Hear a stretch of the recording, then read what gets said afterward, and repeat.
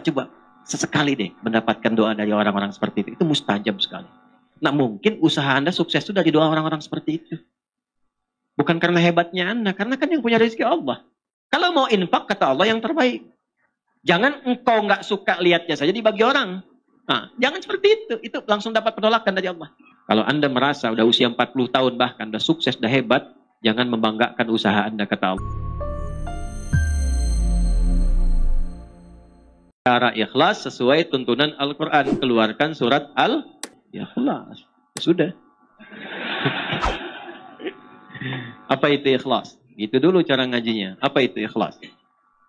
Apa itu ikhlas? Tulus. Apa itu tulus? Ikhlas. Ya, itulah. Saya tulis ini ya. Baik. Dari belakang kelihatan ini? Oh, bagus. Saya tuh suka kagum ya. Kagum dimanapun berada. Bukan hanya di sini. Kalau saya bertanya kepada yang paling belakang, itu selalu kelihatan. Padahal belum saya tulis. Ikhlas. Tuh ya, ini ya. Tuh, pelan-pelan. Ikhlas ini dari kata akhlasa asalnya. Akhlasa, yukhlisu ikhlasan. Akhlasa, gini. Akhlasa. Akhlasa itu asalnya dari kata khalasa tambah a. Itulah cepat membahasnya, singkat padat. A plus. Ya, ini kan awalan ini a nih, tambahannya. Plus khalasa. Simpan a-nya dulu. Kita ke khalasa dulu. Khalasa itu asalnya sesuatu yang bening, yang nggak bercampur dengan apapun, yang murni. Makanya ini nih, dalam bahasa Arab, disebut dengan al-ma'ul khalis. Air bening. Bukan air putih. Kalau air putih apa? Susu. Air putih apa? Ya. Kalau yang coklat apa? Teh. Yang hitam apa? Kopi. Yang putih apa? Kalau ini air apa? Bening. Nah, ini khalasa namanya. Khalasa. Kalau dibawa ke pemilik pelakunya disebut khalis. Ya, misalnya ada yang namanya khalis. Maksudnya apa? Orang itu seringkali menyaring segala yang keluar dari dirinya sehingga selalu bening, bersih. Makanya kalau ada orang namanya khalis, kata-katanya nggak boleh kotor. Karena itu bukan bagian dari cermin kebeningan hatinya. Catat itu ya. Termasuk pandangannya jangan memandang yang kotor. Karena itu bukan dari cerminan namanya. Itu khalasa namanya. Kalau kita ingin berusaha menyingkirkan yang kotor, menanggalkan, ditanggalkan, digelincirkan, izalah, tanggalkan supaya yang bersihnya saja yang muncul. Maka tambahkan hamzah di depan kata dasarnya. Jadi khalasa tambah hamzah. Maka harakat ini, huruf pertama kan kha fathah ya. Lihat ini, fathah. Fathahnya pindahkan ke depan. Jadi A, ini, sini A. Karena ini dipindah, maka ini mati, hilang. Jadi akhlasa. Di akhlasa itu usaha yang sungguh-sungguh untuk menghilangkan yang kotor-kotor, yang mencampurinya.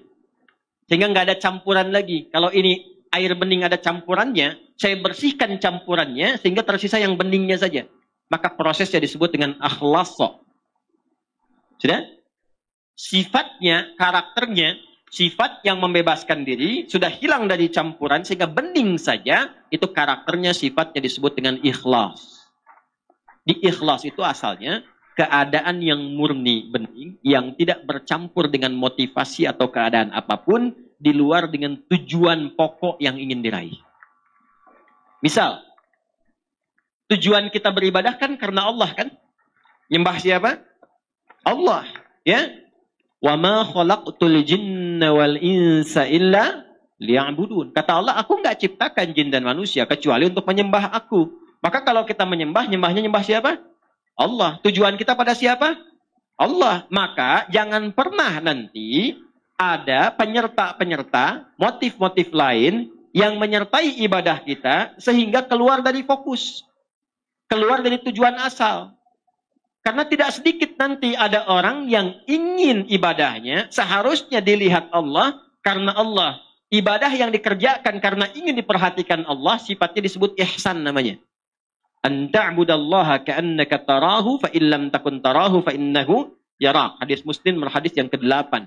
Engkau berusaha menyembah Allah dan merasa diawasi sekalipun engkau tak mampu melihatnya. Itu ihsan namanya. Nah, ibadah yang ingin dilihat oleh makhluk bukan khalik disebut riya namanya. Riya. Imam mimpin. Bismillahirrahmanirrahim. Alhamdulillahi rabbil alamin. Maghrib. Bagus. Bapak komen setelah sholat. Masya Allah Ustaz. Tadi bagus sekali suaranya. Mudah-mudahan Ustaz dijaga. Isya ditambahin cengkoknya dikit. Karena pujian tadi. Alhamdulillahi rabbil alamin. Misalkan, karena tujuan untuk didengar oleh orang yang tadi. Atau ingin kelihatan oleh yang lain, saya pun bisa sholat berjamaah. Maka ingin dilihat disebut dengan riya, ingin didengar disebut dengan sum'ah. Itu yang menggeser dari ihsan. Fawailul lil musallin. Alladzina hum an salatihim sahun. Alladzina hum yura'un. Riya itu pengen dilihat orang. Bahasa kekiniannya pencitraan.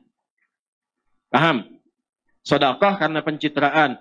Bapak, ada Masjid Miftahul Jannah di Gede Bage akan renovasi. Saya yang tanggung semuanya.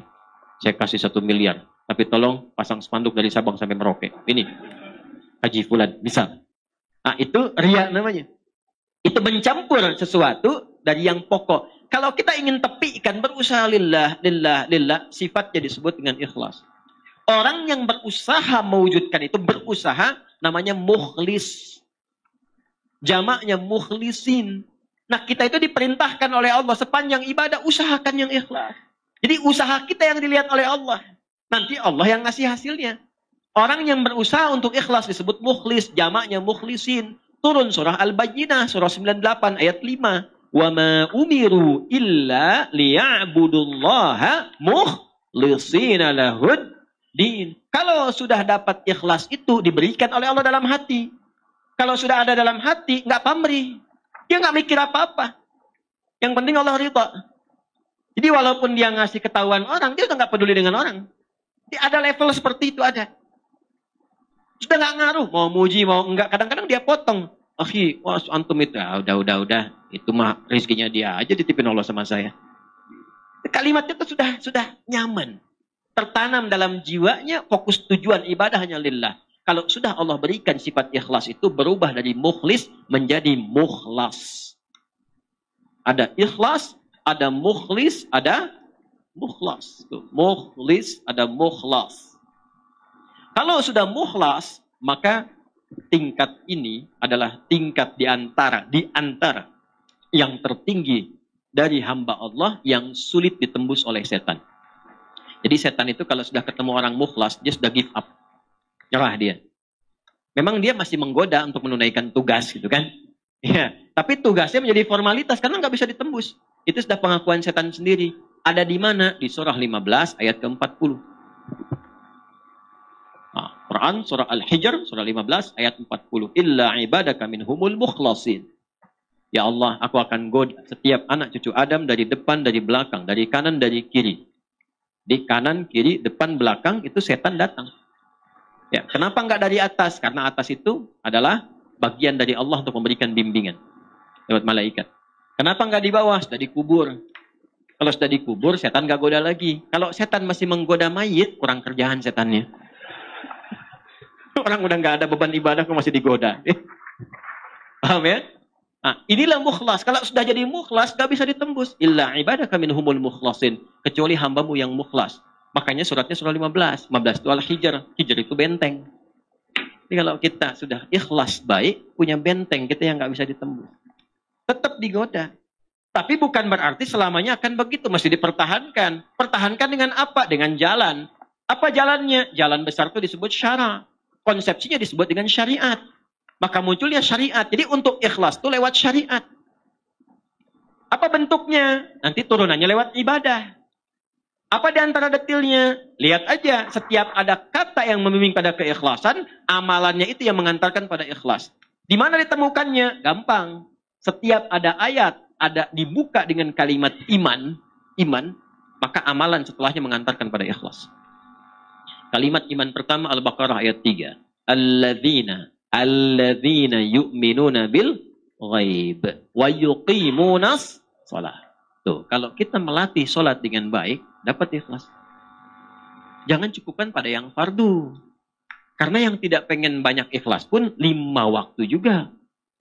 Kalau pengen dapat itu menjadi mukhlas, maka latihan, tambah sunnahnya, tahajud bangun. Nggak apa-apa, malam pertama itu nggak apa-apa, 2 rakaat juga nggak ada masalah. Nanti setelah menikmati itu akan tambah 4, witirnya baru 1, sampai nanti 10, witirnya 1, 11. Ada yang makin enak, makin nikmat jadi 23, ada yang 39. Itu masing-masing mendapatkan kenyamanannya. Nanti setelah itu tiba-tiba paginya udah syuruk dia, dapat duha lagi pertengahan, duha akhir, rawatibnya. Kalau udah terbiasa dengan sholat sunnah, itu suasana hatinya akan beda. Makanya amalnya pun akan lain. Itu sholat tuh, itu baru sholat. Tuh, kaget kan? Dan kalau sudah sholatnya bagus itu nanti akan ada pancaran. Di antara pancarannya sudah bisa gemar berbagi tuh. Kalau sholatnya sudah bagus, nggak harus dengan harta. Jangan selalu diartikan dengan harta. Berbagi perhatian, berbagi ilmu, berbagi petunjuk pada kebaikan. Makanya setelah sholat, lanjutannya infak. Wa mimma razaqnahum yunfiqun. Infak pun masih latihan juga. Jadi begitu Anda banyak memberi, berbagi, bukan memberi ya, berbagi. Maaf ya, dibagikan. Kenapa dibagikan? Karena Allah titipkan. Jadi yang dibagi itu titipan Allah, bukan punya Anda. Bukan punya saya. Mumpung Anda yang dititipi, cepat ditunaikan. Sebelum itu dicabut, dititipkan pada yang lain. Itu cara bacanya. Dari mana taunya bahwa itu bagian orang lain, bukan kita? Maka lihat kebutuhan kita itu seperti apa dalam sebulan. Ada anak, ada istri, kan? Atau sebaliknya istri, ada suami, ada anak. Ada siapa lagi? Bagaimana kebutuhan sebulannya? Berapa banyak yang dibutuhkan? Keluarkan dulu, simpan dulu. Lalu setelah itu, kalau kita sebut bagian dari kelebihan, apa rencana-rencana masa depan yang paling dekat? Atau yang jauh? Itu yang kita sebut dengan tabungan. Kalau sudah terpenuhi itu, lebih dari itu hak orang lain yang Allah titipkan lewat kita. Nanti disebutnya infak. Infak itu banyak nanti. Kan infak pertama untuk keluarga. An-Nisa ayat 34. Infak kedua untuk kerabat terdekat nanti. Seperti orang tua. Orang tua itu bukan dizakati, tapi diinfaki. Dalilnya mana? Al-Baqarah ayat 215. Yas'alunaka madza yunfiqun. Mereka bertanya pada Muhammad sallallahu alaihi wasallam, apa yang harus diinfakkan? Qul ma anfaqtum min khair. Kalau mau infak kata Allah yang terbaik. Jangan engkau enggak suka lihatnya saja dibagi orang. Itu ada di Al-Baqarah ayat 267 sampai 269. Wala tayammamul khabitha minhu tunfiquna walastum biakhidhihi illa an tughmidu fi. Jangan kasih orang benda yang kamu lihat saja sudah nggak suka. Ya, jangan masukin kotak infak. Keadaan uang yang Anda lihat aja udah nggak suka. Dilecek, di bank aja nggak diterima, masukin aja kotak infak. Misalnya, nah, jangan seperti itu. Itu langsung dapat penolakan dari Allah. Kalau sudah ada yang terbaik, yang bagus, maka kepada siapa diberikan? Lil walidain, orang tua. Orang tua tuh memang nggak pernah minta tulisannya. Tipikalnya begitu. Tapi kadang-kadang kode kerasnya itu sering muncul lewat sikap. Itu harus pandai dibaca. Alhamdulillah. Nah, mama cekap teh jagong oge ya. Oh, berarti kemarin makan jagung. Segera kirimkan berasnya. Ya, oh, pengen mangga. Tadi ngalangkung ke Kosambi. Ini rawas pisan ketinggalan. Cepat ke Kosambi. Apa yang disebutkan cari. Kalau memang bisa didapatkan. Kalau ada kelebihan harta yang Allah titipkan. Orang tua. 9 bulan lebih 10 hari dikandung. Dirawat-rawat, diberikan ASI. Kalaupun Anda sukses kata Allah. Jangan bangga dulu. Bukan karena kerja keras Anda. Mungkin itu tangisan ibu Anda yang sering berdoa kepada Allah. Minta anaknya jangan seperti saya ya Allah. Begitu keluh keringat ayah Anda. Yang dulunya ke sawah, serabutan. Minta sama Allah, ya Allah. Tinggikan derajat anak saya. Jadikan dia lebih nyaman. Gak apa-apa saya begini ya Allah. Yang penting anak saya nyaman tidurnya. Kuliahnya tinggikan, sekolahnya tinggikan. Berikan derajatnya. Makanya ketika Anda tumbuh dan sukses. Bahkan sukses. Itu yang pertama diminta oleh Allah dan diperintahkan berdoa mensyukuri itu dengan mengarahkan doa pada orang tua. Qala rabbi auzi'ni an ashkura ni'mataka allati an'amta wa ala walidayya. Itu ada di Quran surah 46 ayat ke-15. Kalau Anda merasa udah usia 40 tahun bahkan udah sukses, udah hebat, jangan membanggakan usaha Anda, kata Allah. Mungkin itu saham terbesarnya adalah amalan orang tua Anda. Maka dari itu, kalau belum mampu memberikan sesuatu yang, ya, kalau membalas itu nggak mungkin. Yang bisa dilakukan adalah memberikan kasih yang sekiranya mendekati apa yang bisa dilakukan.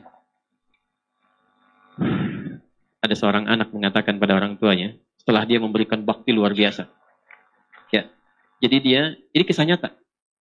Saya tuh dulu waktu 90-an tuh masih banyak buku-buku bagus tuh. Sekarang tuh sudah nggak banyak maknanya gitu ya. Semua dicetak aja gitu. Ya, dulu tuh berkualitas buku-buku, banyak kisah-kisah orang soleh, 40 kisah orang-orang soleh, banyak sekali. Ada seorang ayah sakit, dirawat oleh anaknya, sampai luar biasa maksimal. Disuapin, seperti diperlakukan ayahnya itu, seperti diperlakukan saat ia kecil. Ya, ke toilet, diantarkan, dibersihkan kotorannya, macam-macam lah. Sampai satu kali anaknya komen, Alhamdulillah ayah, aku telah bisa membalas jasa-jasa ayah, perawatan, seperti ayah telah merawat saya waktu kecil. Apa jawab ayahnya?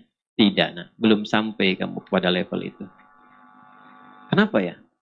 Karena aku merawat kamu dulu, supaya kamu hidup. Sedangkan engkau merawat saya sekarang, untuk mengantarkan pada kematianku. Ya. Makanya nggak akan bisa, balas orang tua itu nggak akan bisa. Kalau nggak bisa balas, minimal bahagiakan. Jangan sakiti lah. Kalau nggak bisa ngasih, minimal jangan sakiti. Wala taqul lahuma uffin. Kata aja udah nggak boleh, bentak nggak boleh. Udah dikandung merat, nggak pernah dilepas, dikasih ASI, dirawat-rawat, disayang-sayang, dicium, dipeluk, bangun malam, bangun, capek, lelah. Udah dewasa bentak-bentak. Ente siapa? Nggak malu Anda sama Allah. Di belakang keluh kesah, ada yang tega menggibahkan ibu bapaknya. Ya, ada yang tega memaksa memberikan warisan, ada yang mempolisikan bapak ibunya. Nah, anak kurang luar biasa itu ya. Saya nggak punya kata-kata untuk melukiskan itu. Kita doain supaya dilembutkan hatinya, balik, tobat, baik ya.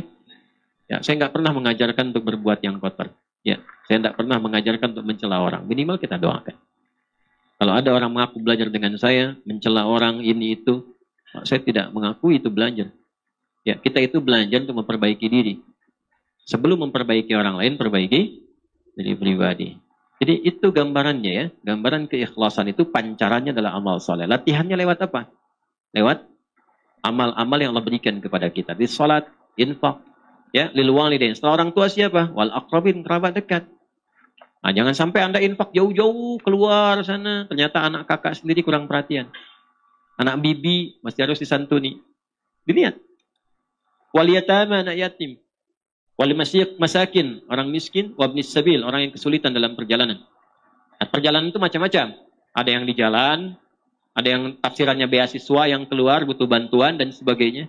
Ya, ada yang SPP-nya belum bayar sehingga jalan sekolahnya terputus. Nah, itu maknawinya banyak sekali. Perhatikan itu. Nah, nanti di luar itu ada lagi yang tinggi juga seperti fisabilillah, babnya banyak. Nah, yang pokok apa? Zakat. Itu kalau udah berlatih, coba latihan ya. Ada orang-orang yang kalau ba'da subuh tuh suka keluar tuh. Coba deh ikuti itu. Itu tuh Masya Allah. Ginilah, besok tuh Jumat. Gak usah banyak-banyak lah. Ya, 1.000, 2.000 atau 5.000. Siapkan aja untuk infak. Tapi saya minta nih. Anda keluarkan dengan tangan Anda sendiri. Banyak di jalan tuh. Atau sekitaran Anda. Cari betul-betul kualifikasi orang yang memang memerlukan itu. Yang sudah sepuh, keliling, panggul dengan keringatnya itu. Jualan donat, jualan ini, jualan itu, jualan macam-macam. Dekati. Terima kasih Pak. Mohon maaf, ini ada titipan loh, titipan lewat saya. Memang nggak banyak. Cuman tolong doakan aja Pak ya. Saya diberikan kesehatan, kebaikan. Anda berikan, itu perhatikan bagaimana yang keluar di lisan mereka. Mudah-mudahan Acep sehat. Dipasihan rezeki berlipat. Keluarga, itu tuh mahal sekali. Mahal. Dan itu bisa menambah motivasi Anda untuk besok berangkat lagi. Coba. sesekali deh mendapatkan doa dari orang-orang seperti itu. Itu mustajab sekali. Nah mungkin usaha Anda sukses itu dari doa orang-orang seperti itu. Bukan karena hebatnya Anda, karena kan yang punya rezeki Allah. Bagaimana Allah bisa menggerakkan semua rezeki itu dekat dengan Anda? Jangan dikira mudah begitu saja. Kalau cuma begitu, Korun lebih jagoan. Ya, Korun tuh mengatakan, komen pertama Korun yang di-dislike oleh semua generasi setelahnya, walaupun diviralkan. Apa dia katakan? Ini karena ilmu saya. Ya. Maka Allah nggak suka. Diadakanlah likuifasi, ditenggelamkan, dilumat ya dengan tanah sekalian, dengan semua harta-hartanya. Gitu. Jelas ya? Halo, kenapa ini jadi sedih begini? Paham ya? Masya Allah. Itu wilayah sini tuh wajahnya udah ada pancaran tersendiri ya. Cahayanya beda. Kena pantulan lampu memang. Jelas? Alhamdulillah.